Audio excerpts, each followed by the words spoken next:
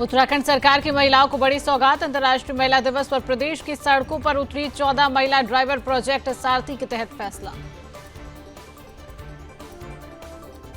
Dhami cabinet में फेरबदल की चर्चाएं फिर तेज। धामी के दिल्ली दौरे के चलते तेज हुई अटकलें। कई नए चेहरों को मिल सकती है जगह।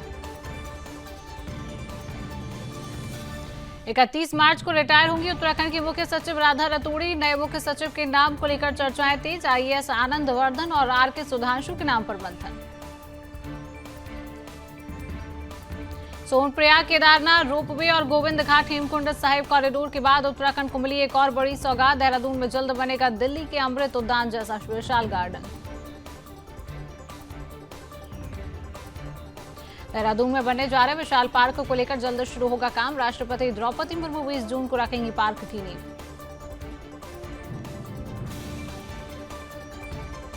उत्तराखंड में पर्यटकों को हेली सेवा उपलब्ध कराने के लिए लगातार प्रयास कर रही है राज्य सरकार। नैनीताल और बागेश्वर के 2 जिलों में जल्द शुरू की जाएगी हेली सेवा। उत्तराखंड में 30 अप्रैल से शुरू होने जा रही चारधाम यात्रा को लेकर तेज हुई तैयारियां। श्रद्धालुओं की सुविधा को लेकर लोक निर्माण विभाग व्यवस्थाओं को दुरुस्त करने में जुटा। युवाओं में बढ़ते नशे को लेकर गंभीर उत्तराखंड सरकार। हरिद्वार में नशा मुक्त देवभूमि 2025 अभियान के तहत पुलिस ने विशेष अभियान चलाकर जनता को किया जागरूक। टेहरी में फायर सीजन की शुरुआत को लेकर वन विभाग अलर्ट। अपर मुख्य संरक्षक ने तैयारियों का निरीक्षण किया। मास्टर कंट्रोल रूम बनाने के दिए निर्देश। चमोली में गोविंद घाट में पहाड़ी टूटने से पुल क्षतिग्रस्त। हेमकुंड साहिब जाने का मार्ग बाधित। सीएम धामी के निर्देश पर बना अस्थायी पुल का हेमकुंड के कपाट खुलने से पहले तैयार होगा पुल।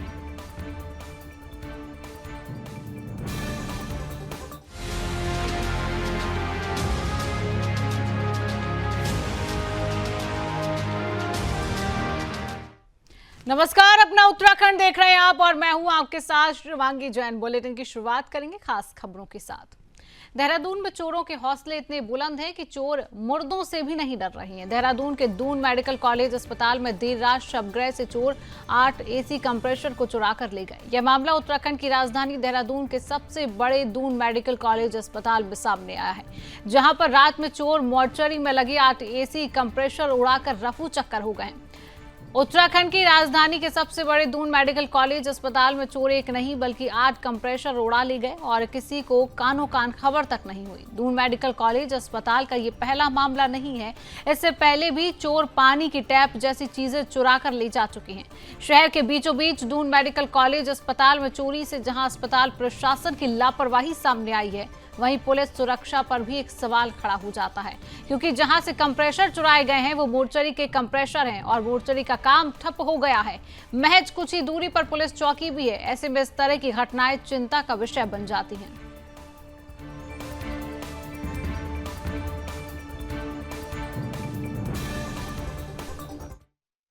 रात का मामला है। हमारी जो मॉर्चरी है, मॉर्चरी के पीछे उसके एसी लगे हुए होते हैं। जो मॉर्चरी में ऑर्डिनरी एसीज होते हैं, उनकी यूनिट्स बाहर रखी हुई हैं। तो वो एसी की यूनिट्स पीछे डेड एंड वाले एरिया में रखे हुए थे। तो उसमें से 8 एसी की यूनिट्स में से ये चोरी हुई है। ये उनके कंप्रेसर निकाल दिए गए, उनके तार काट दिए गए।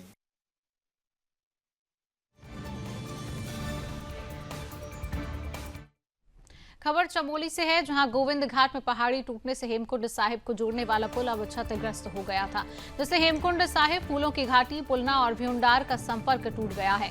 पुल टूटने से स्थानीय निवासियों को आवागमन में भारी कठिनाइयों का सामना करना पड़ रहा था। मुख्यमंत्री पुष्कर सिंह धामी के निर्देश पर गोविंद घाट में अलकनंदा नदी पर पुलना गांव और हेमकुंड साहिब जाने वाले मार्ग के लिए लोक निर्माण विभाग ने अस्थायी पुल का निर्माण कर दिया है। इसके साथ ही लोनवे ने सामान्य आवाजाही के लिए 110 मीटर स्पान के वैली ब्रिज की जरूरत बताई है। इसका प्रस्ताव तैयार करने के निर्देश दिए गए हैं। पीडब्ल्यूडी सचिव पंकज कुमार वांडी ने बताया कि हेमकुंड साहिब के कपाट 25 मई को खुलेंगे। इससे पहले ही वैली ब्रिज तैयार हो जाएगा।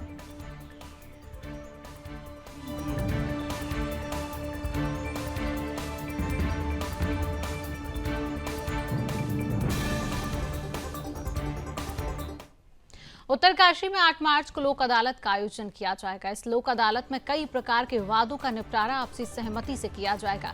जिन मामलों को आपसी सुलह समझौते के जरिए से निपटाया जा सकता था, उन्हें प्राथमिकता दी जाएगी। लोक अदालत में नागरिक, पारिवारिक, श्रम विवाद, भूमि संबंधी मामले, मोटर वाहन दुर्घटना से जुड़े दावे, बैंक रिकवरी, बिजली पानी के बिल संबंधी विवाद और अन्य राजस्व मामले सुने जाएंगे। इस मौके पर न्यायिक अधिकारियों, अधिवक्ताओं और पक्षकारों की उपस्थिति रहेगी। अगर कोई व्यक्ति अपने मामले का निपटारा लोक अदालत के माध्यम से करवाना चाहता है तो वह संबंधित अदालत या जिला विधिक सेवा प्राधिकरण से संपर्क कर सकता है। नमस्कार।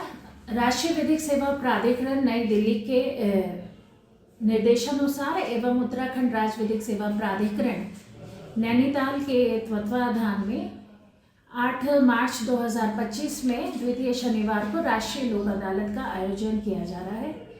उक्त राष्ट्रीय लोक अदालत का आयोजन उत्तरकाशी जिले में, साथ ही साथ जो हमारे वाह्य न्यायालय है बरकोट और पुरोला, वहाँ पे भी आयोजित की जा रही है, जिसमें हमारे 2 प्रकार के मामलों को लिया जा रहे हैं। ऐसे मामले जो इस समय वर्तमान में अगर कोर्ट में लंबित हैं, जिनका मामला लंबित है, कोर्ट में न्यायालय में चल रहे हैं, जैसे 138 के मामले हैं, शमनीय मामले हैं, छोटे छोटे मामले हैं, आपके श्रम संबंधी मामले हैं, मोटर व्हीकल अधिनियम से संबंधित मामले हैं, बिजली पानी दीवानी मामले हैं, इन सभी का निस्तारण किया जाएगा। साथ ही साथ ऐसे मामले जो अभी तक न्यायालय में नहीं आए हैं, उन्हें प्री लिटिगेशन के द्वारा ऐसे वादों का हम निस्तारण भी होगा। इसमें आपके बैंक संबंधी मामले आ जाएंगे, सूक्ष्म ऋण के भी मामले होंगे, बिजली के भी मामले हो सकते हैं, चेक बाउंस, श्रम विभाग, तो ये सभी मामले प्री लिटिगेशन के माध्यम से निस्तारित किए जाएंगे, जो कि पक्षकारों के सुलह समझौता के आधार पे हो जाएंगे। ये जो राष्ट्रीय लोक अदालत का आयोजन हो रहा है, ये दिनांक 8/3/25 को समय 10 बजे से शुरू हो जाएंगे और इसमें पक्षकारों के द्वारा छोटे छोटे मामले वे निस्तारित कर सकते हैं। साथ ही साथ जब लोक अदालत में मामले निस्तारित होते हैं तो ऐसे मामलों की अपील भी नहीं होती है, तो ये बहुत एक फ़ायदेमंद चीज़ है और सभी लोगों को इसमें इस संबंध में हम लोगों ने नोटिस भी प्रेषित करे हैं और ARTO के माध्यम भी वो भी आ रहे हैं, उनके भी छोटे जो हमारे लोक अदालत में लग रहे हैं मोटर वाहन अधिनियम के मामले, वो भी रखे जाए।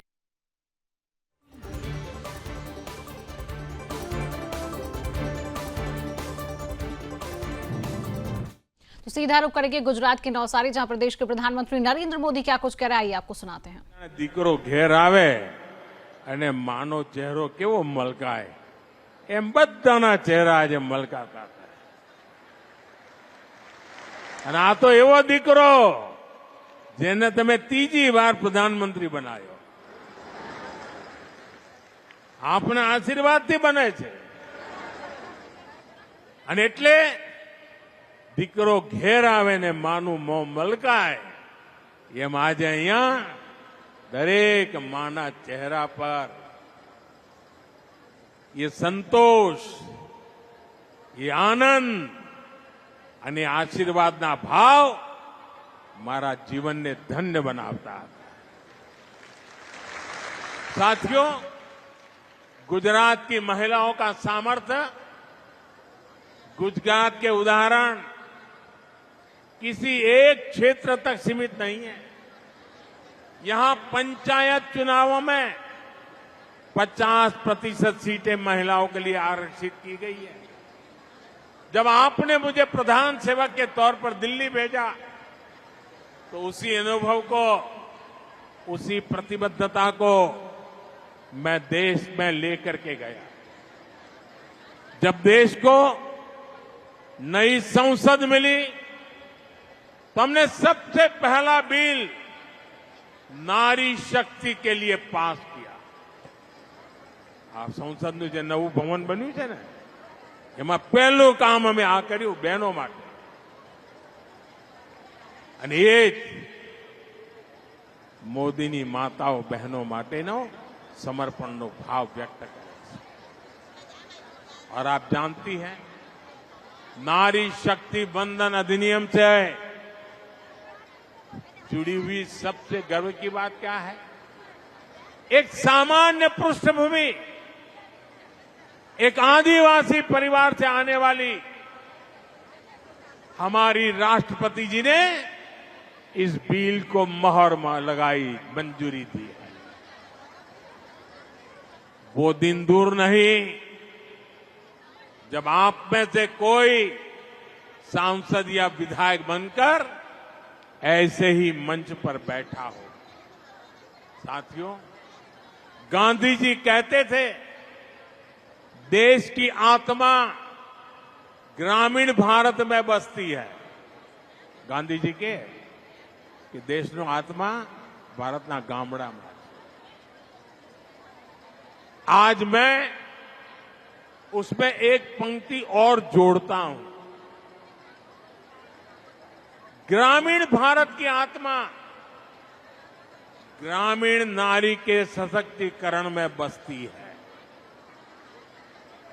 इसलिए हमारी सरकार ने महिलाओं के अधिकारों को और महिलाओं के लिए नए अवसरों को बड़ी प्राथमिकता दी है।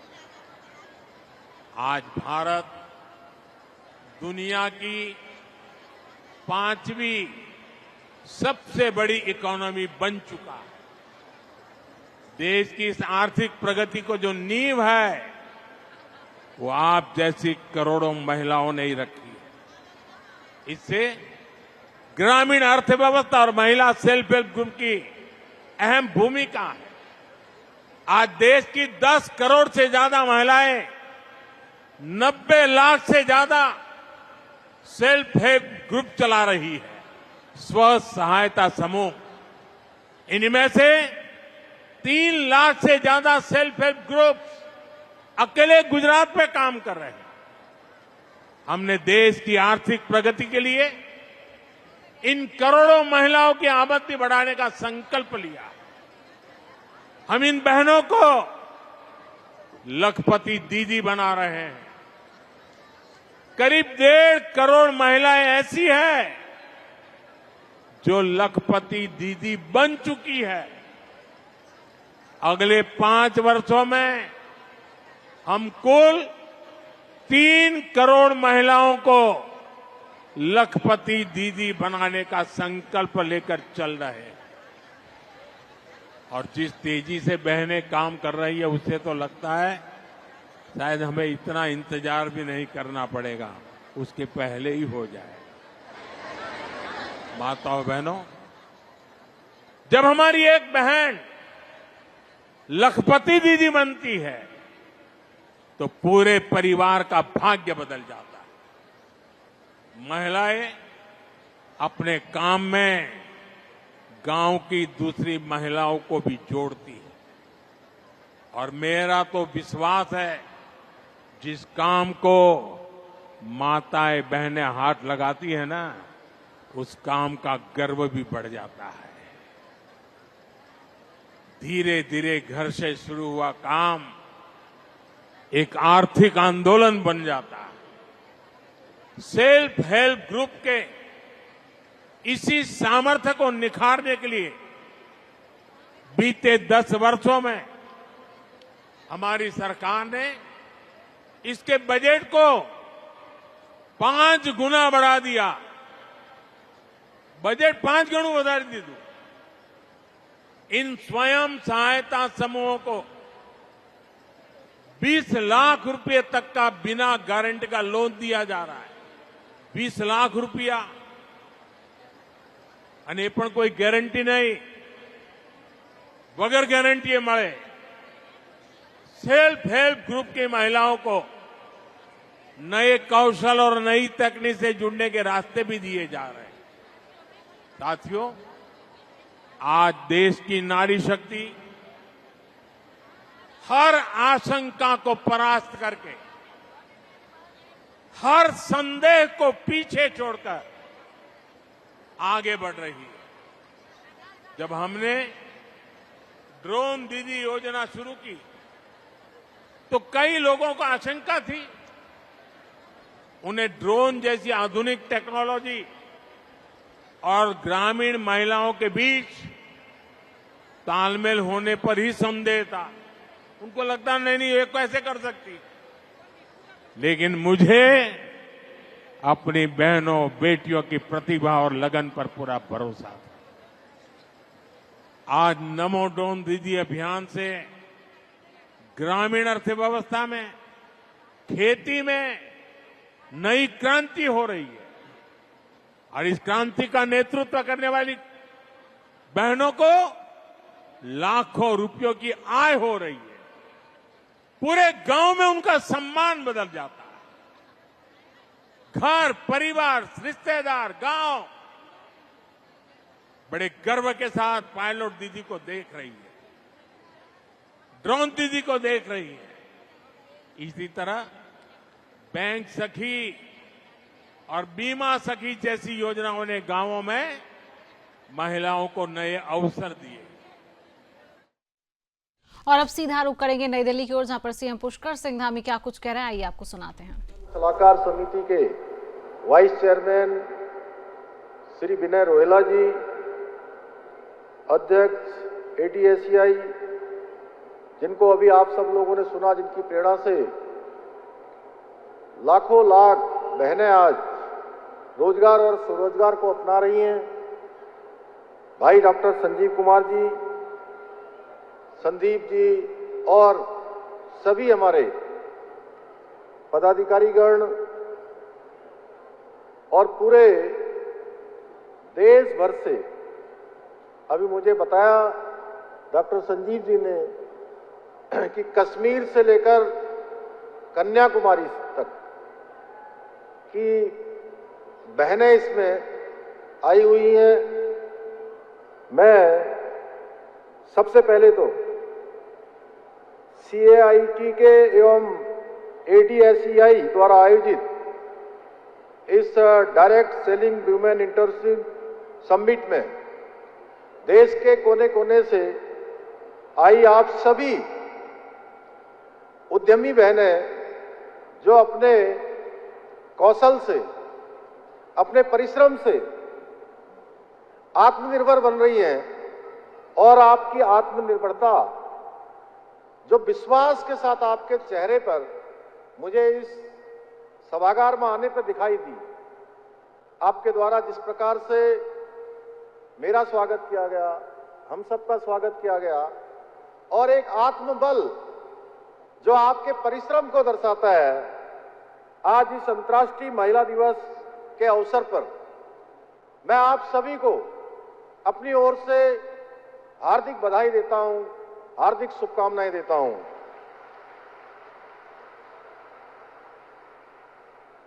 आत्मविश्वास से परिपूर्ण और जीवन में अपने दम पर कुछ कर गुजरने का जुनून रखने वाली आप सभी बहनों के बीच में आकर मुझे आज अत्यंत हर्ष की अनुभूति हो रही है।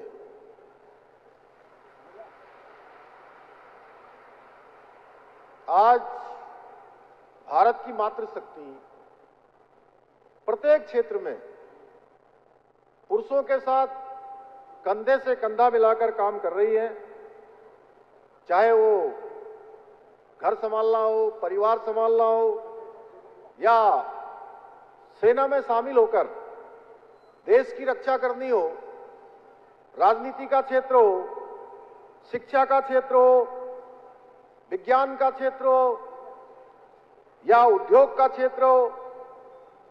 आज हमारी देश की मातृशक्ति ने अपने आप को हर क्षेत्र में सिद्ध किया है। अपने परिश्रम से, अपने कौशल से आज मातृशक्ति हर क्षेत्र में आगे बढ़ चढ़कर काम कर रही है। इसी प्रकार आज बड़ी संख्या में हमारी माताएं बहनें जो सामान्य में अपने परिवार चलाने के अतिरिक्त डायरेक्ट सेलिंग इंडस्ट्री में भी एक अलग पहचान बना रही हैं। डायरेक्ट सेलिंग के व्यापार मॉडल को अपनाकर आज न केवल आर्थिक रूप से आत्मनिर्भर बन रही हैं, बल्कि उनके अंदर आत्मविश्वास और कुशल नेतृत्व क्षमता का विकास भी हो रहा है। मुझे अवगत कराया गया है कि ADSCI डायरेक्ट सेलिंग इंडस्ट्री से जुड़कर कार्य करने वाली देश भर की लगभग 7 लाख से अधिक उद्यमी महिलाएं आज प्रतिनिधित्व कर रही हैं। मैं कैट एवं ADSCI के सभी पदाधिकारियों को आज के इस अवसर पर बहुत साधुवाद देता हूं कि आप सभी मिलकर देश की मातृशक्ति को सशक्त एवं आत्मनिर्भर बनाने का बहुत ही सराहनीय कार्य कर रहे हैं। इसकी जितनी प्रशंसा की जाए संजीव जी, प्रवीण जी और आप सभी बहनों की, उतनी कम है। भाइयों बहनों, आदरणीय प्रधानमंत्री मोदी जी के कुशल नेतृत्व में आज देश की मातृशक्ति का जहां सशक्तिकरण हो रहा है, मातृशक्ति को उत्थान के लिए, उनकी सुरक्षा के लिए आज अनेकों अभूतपूर्व प्रयास किए जा रहे हैं। अनेक ऐतिहासिक निर्णय पिछले 10 सालों में आदरणीय प्रधानमंत्री मोदी जी के नेतृत्व में लिए गए हैं। अगर मैं पिछले लगभग 11 सालों की बात करूं, जब से देश के प्रधानमंत्री के रूप में मोदी जी काम कर रहे हैं, तो देश भर में 30 करोड़ से अधिक महिलाओं के जन धन के बैंक खाते खोले गए हैं। वहीं 12 करोड़ से अधिक टॉयलेट्स बनाकर माताओं बहनों की सम्मान की सुरक्षा की गई है। एक समय था कि बहुत जो हमारे ऐसे स्थान थे जहां अगर किसी माता बहन को शौच जाना होता था तो पूरे दिन भर का इंतजार करना पड़ता था और कई बार उसके कारण से उनके स्वास्थ्य पर भी जो है बहुत प्रतिकूल प्रभाव पड़ता था। और देश की आजादी के बाद किसी प्रधानमंत्री ने, किसी सरकार ने सोचा कि हर घर में टॉयलेट्स बनना चाहिए, हमारी माताओं बहनों को सुरक्षा मिलनी चाहिए, तो वो केवल और केवल हमारे प्रधानमंत्री मोदी जी के कालखंड में ये बात आगे बढ़ी है। साथ ही आदरणीय मोदी जी द्वारा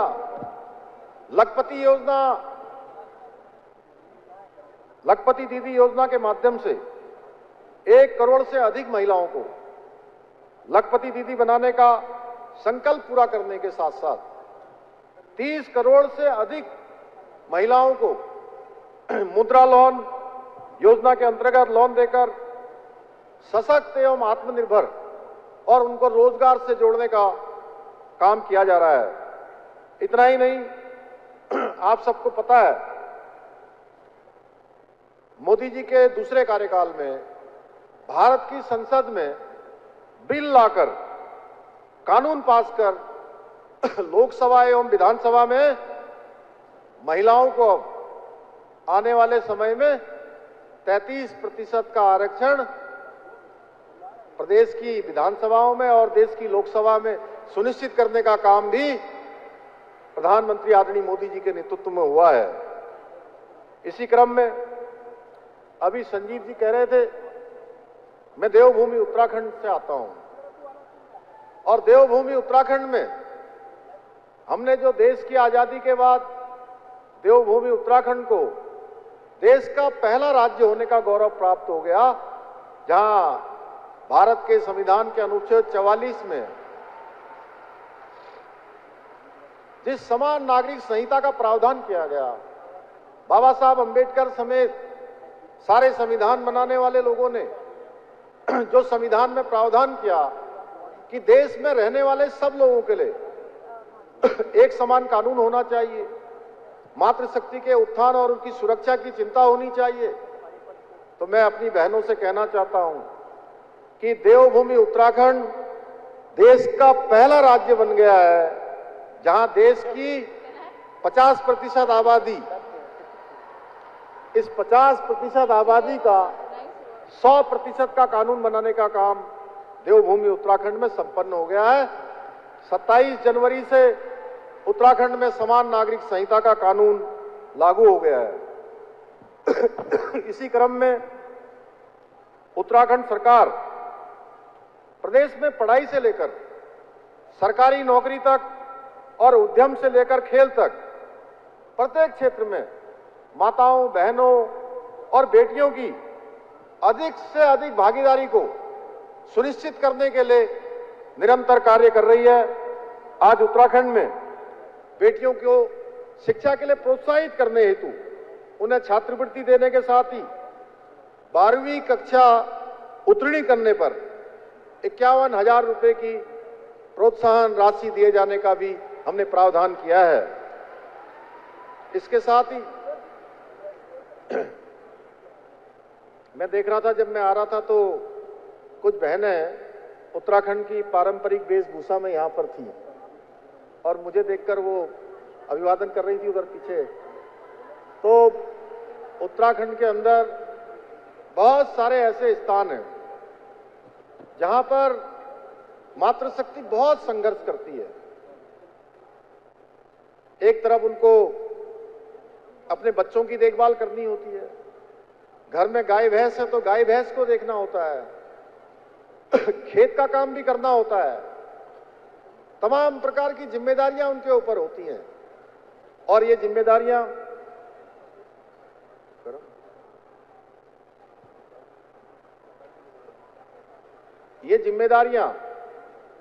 मैंने अपनी स्वयं मां को देखा है। अनेक कष्टों में उत्तराखंड के अंदर हमारी माताओं को, बहनों को काम करना पड़ता है। उनका जीवन अत्यधिक कठिन होता है। इसलिए मैं आप सबको बताना चाहता हूं, हमने देवभूमि उत्तराखंड में सभी सरकारी नौकरियों में महिलाओं के लिए 30% का आरक्षण सुनिश्चित कर दिया। वहीं दूसरी ओर महिलाओं को आर्थिक रूप से सशक्त बनाने के लिए महिला स्वयं सहायता समूहों को 5 लाख रुपए तक का ऋण।